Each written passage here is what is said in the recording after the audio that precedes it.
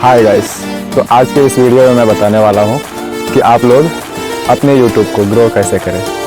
आज के इस वीडियो में मैं बताने वाला हूँ टॉपिक एंड टिप्स के बारे में कि टॉपिक एंड टिप्स अपने वीडियो पे कैसे यूज़ करें।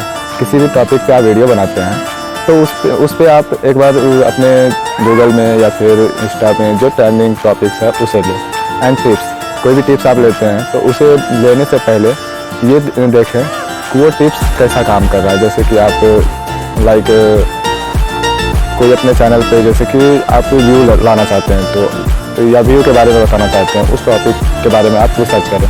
रिसर्च करने के बाद आप इस टॉपिक पे आप वीडियो बनाएंगे तो बेहतर वीडियो बनेगा। एंड आप सब्सक्राइबर्स के बारे में बताना चाहते हैं या थंबनेल्स के बारे में बताना चाहते हैं या एजुकेशन रिलेटेड चैनल आप बनाना चाहते हैं तो उससे रिलेटेड आप वीडियो बना सकते हैं। तो उस टॉपिक पे आप वीडियो बनाएंगे तो आपकी वीडियो जल्द से जल्द ग्रो करेगी। जिस आपकी जो नीश है उस नीश के बारे में आप वीडियो बनाएंगे तो आपकी वीडियो वायरल होगी। आज के लिए इतना ही, मिलते हैं नेक्स्ट वीडियो में।